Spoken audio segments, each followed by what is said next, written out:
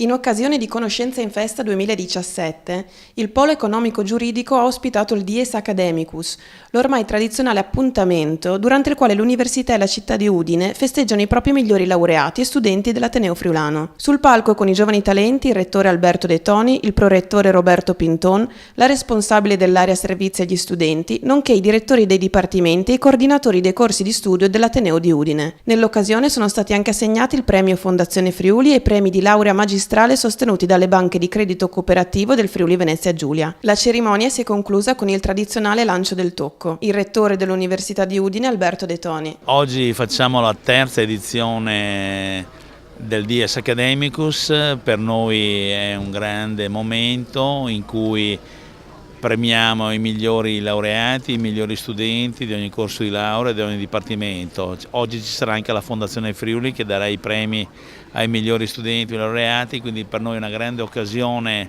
di riconoscimento del merito. Ci saranno anche le famiglie, ci saranno le categorie economiche, una grande festa, poi lanceremo insieme tutti quanti il tocco in aria.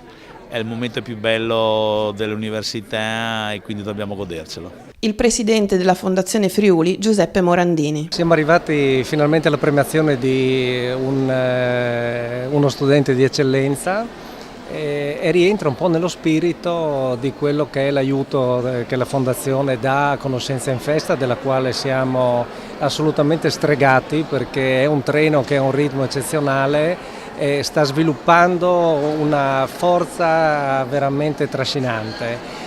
Io mi approccio, tutti noi della Fondazione ci approcciamo a questi eventi con una gran voglia di imparare, perché poi succede che quelli della nostra età, quando si mettono di fronte ai giovani, non so perché hanno quella di insegnare qualcosa, invece oggi qui noi abbiamo tantissimo da imparare e io credo che anche dalla studentessa che andremo a premiare come col premio Fondazione possa darci delle grandissime lezioni di vita, perché in età così giovane ha già capito che ci vuole ritmo, che ci vuole competenza, che ci vuole preparazione e soprattutto ci vuole sacrificio.